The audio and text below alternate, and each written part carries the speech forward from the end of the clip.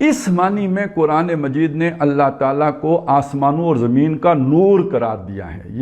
یہ مضمون جو آیا ہے نا، اللہ نور السماوات والارض، اللہ آسمانوں اور زمین کا نور ہے۔ اس سے بھی بعض لوگوں نے غلط مطلب لیا کہ شاید یہ جو کچھ بھی روشنی ہے یہ جو ہے وہ مراد ہے۔ یہ مطلب نہیں ہے، اللہ کی ذات زیر بحث نہیں ہے، یہ اللہ کی ذات کی بات نہیں ہوئی۔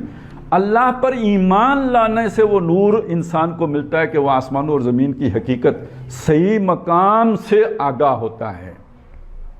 اب یہ بات اگر آپ ذہن میں رکھیں تو وہ اقبال کا شعر سنیں کہ گما آباد ہستی میں یقین مرد مسلمان کا، بیاباں کی شب تاریک میں قندیل راہبانی۔ گما آباد ہستی، یہ آسمان اور زمین کیا ہے؟ یہ ہستی ہے، یہ بینگ ہے، جس کو ہم کہتے ہیں یہ کائنات ہے، کون و مکان، پوری کائنات۔ اس کو قرآن مجید کیا کہے گا؟ آسمان اور زمین۔ یہ قرآن کی اپنی ٹرمینالوجی ہے، جسے ہم کائنات کہتے ہیں اسے قرآن آسمان و زمین کہتا ہے۔ اچھا، اس کو کہا گما آباد۔ گما آباد کیوں کہا؟ یہ فلسفے کا ایک بہت گہرا مسئلہ ہے کہ اگر آپ اسے وجود حقیقی مانیں گے تو یہ دو وجود ہو جائیں گے، اللہ کا وجود اور کائنات کا وجود، تو یہ سنویت ہو جائے گی، جبکہ اس میں توحید کا تقاضا یہ ہے اس وجود کو ہم وہمی اور گمانی اور جو ہے نا نقلی اور یعنی یوں سمجھیں خیالی مانیں۔ یہ جو کچھ ہمیں نظر آتا ہے بینگ جسے ہم کہتے ہیں، جس کو ہم کہتے ہیں اصل حقیقت یہ ہے مادی وجود، اس ایمانی وجود کے مقابلے میں اس کو غیر حقیقی سمجھیں، اس کو یہ سمجھیں یہ وہم ہے، ایک خیال ہے، یا جیسے کوئی سایہ ہوتا ہے یا جیسے شیشے میں عکس ہوتا ہے، اس طرح کی چیز سمجھیں، اسے حقیقی وجود نہ سمجھیں۔ اب اس لیے اقبال کہہ رہا ہے گما آباد ہستی میں، یہ پورا بینگ جو ہے نا ہمارے خیال میں آباد ہے، حقیقت میں گویا نہیں ہے۔ گما آباد ہستی میں یقین مرد مسلمان کا، یہ جو ایمان ہوتا ہے، یقین مرد مسلمان کا مطلب ایمان، وہ حقائق جو ویسے تو دیکھیں نا آسمان پر تو یقین کافر بھی کرے گا، جو چیزیں موجود ہیں جو آنکھوں سے دیکھی جا سکتی ہیں، کانوں سے سنی جا سکتی ہیں، حواس خمسہ کی گرفت میں آ سکتی ہیں، سائنس ان کو مانے گی یا نہیں مانے گی؟ تو جو سائنٹیفک فیکٹ ہیں ان کو کافر بھی مانے گا۔ تو یقین کس شے کا نام ہے؟ یقین اس شے کا نام ہے جو آنکھوں سے دیکھی نہیں جا سکتی، جو کانوں سے سنی نہیں جا سکتی، جو چکھی نہیں جا سکتی، جو سونگی نہیں جا سکتی، جو چھوئی نہیں جا سکتی، اس شے کو ماننے کو یقین کہتے ہیں۔ وہ کیا ہے؟ وہ وہی امور ہیں جو قرآن مجید ہمیں بتا رہے ہیں، غیب کی باتیں، یؤمنون بالغیب، جو غیب کی باتوں کا یقین رکھتے ہیں، ان پر ایمان لاتے ہیں۔ تو یہ در حقیقت اس کو یہ کہا گما آباد ہستی میں یقین مرد مسلمان کا۔ تو میں یہ کیا کہہ رہا ہوں، اس کائنات کے اندر جو بندہ مومن کا یقین ہوتا ہے، ایمان جسے ہم کہتے ہیں، اس کی حیثیت کیا ہے اقبال کی نظر میں؟ بیاباں کی شب تاریک میں قندیل راہبانی۔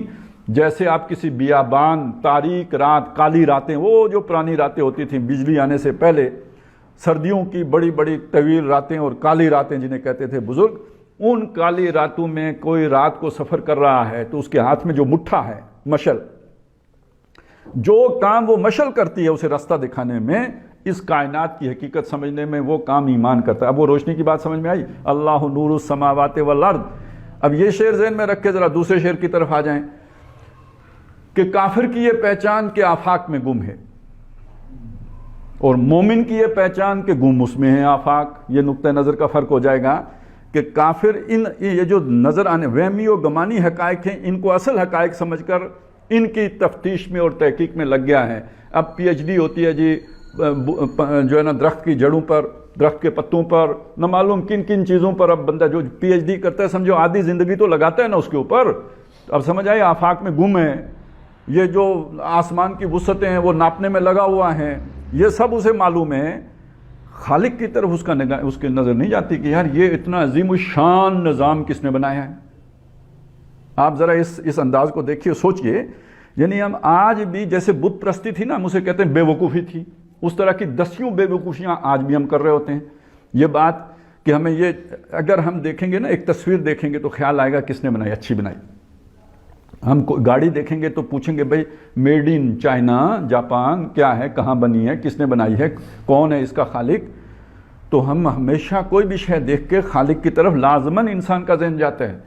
لیکن آپ دیکھیں اتنی وسیع و عریض کائنات، کہتے ہیں بہت اربوں خربوں کہکشائیں ہیں، اتنا کچھ ہے لیکن یہ کہ کبھی کوئی سوال آیا ذہن میں یہ بنا کیسے, کس نے بنایا, کیوں بنایا؟ نہیں آئے گا. یہ اس سوال سے جان بوجھ کے صرف نظر کیا جاتا ہے. تو یہ گم پھر کس میں ہو گیا؟ آفاق میں ایسا گم ہوا کہ خالق کا سوال ہی ذہن میں نہیں آیا.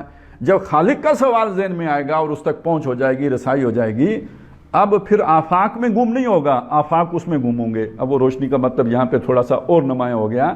اب وہ ذرا اوپر اٹھ جائے گا, اب وہ چیزوں کو کسی اور نظر سے دیکھے گا, نقطہ نظر کا فرق ہو جائے گا, زاویہ نگاہ کا فرق ہو جائے گا. اس کے نتیجے میں پورا طرز فکر بدل جائے گا. طرز فکر بدلے گا, طرز عمل بدل جائے گا, سوچ بدل جائے گی. وہ پہلی جس چیز کو نفع بخش سمجھ رہا تھا اب اسے نقصان دہ سمجھنا شروع ہو جائے گا. بہت بڑا فرق واقع ہو جاتا ہے. پہلے زندگی عزیز تھی, اب آخرت عزیز ہو جائے گی. تو عظیم ترین فرق جو ہے نا انسان کی سوچ میں پیدا ہو جاتا ہے. اگر کنٹراسٹ کرنا ہو نا, صرف وہ جادوگروں کا کر لیجئے جو موسیٰ علیہ السلام کے مقابلے میں آئے تھے. آتے ہی پہلی بات فرعون سے یہ کہی تھی کہ ہم اگر جیت گئے تو پیسے کتنے ملیں گے, ہمارے لیے کوئی اجرت ہوگی یا نہیں ہوگی, ہمیں کوئی انعام ملے گا یا نہیں ملے گا. کیا سوچ تھی؟ وہی سوچ جو ہماری سوچ ہے. جو ہی حقیقت کھلی, آنکھ حقیقت کی کھل گئی, اب جب فرعون کے مقابلے میں اس نے کہا میں تمہاری ٹانگیں کاٹ دوں گا, میں تمہیں سولی دے دوں گا, میں تمہارا یہ کر دوں, یعنی جتنی بھی تھریٹ سمیش کر دوں گا, جو جیسے آج ہم کہتے ہیں, جب یہ چیزیں آئیں انہوں نے کہا کوئی پرواہ نہیں. انما تقضی فی ہذہ الحیات الدنیا, تم اس دنیا ہی, یہ وہمی خیالی گمانی, اس دنیا ہی کا فیصلہ کرو گے نا, چند روزہ زندگی, فقض ما انت قاض, کر جو تجھ سے ہوتا ہے. ہم تو اب ہمارا ویژن ہی بدل گیا ہے, ہمارا نقطہ نظر ہی بدل گیا, ہماری سوچ ہی بدل گئی ہے, ہم اس دنیا سے آگے دیکھنا شروع ہو گئے ہیں. تو ہمیں تو وہاں کی کامیابی چاہیے, یہاں کی تو کامیابی ناکامیاب کوئی مسئلہ ہی نہیں رہا. اتنا عظیم انقلاب, اس کے لیے کوئی نہ انہیں تپسیاں کرنی پڑی, نہ جا کے جنگل میں بیٹھ کے کوئی جو چلے کاٹنے پڑے, نہ کوئی اور کسی قبر میں گھس کے چلا کچھ نہیں. ادھر کھڑے کھڑے ہی یہ عظیم انقلاب پیدا ہو گیا, ایک ہی مجلس کے اندر ہو گیا, اور کتنا بڑا فرق پیدا ہو گیا. یہ ایمان کا فرق ہے, یہ وہ روشنی ہے کہ جب ملتی ہے تو پھر انسان کے نقطہ نظر کے اندر یہ تبدیلی لے کے آ جاتی ہے.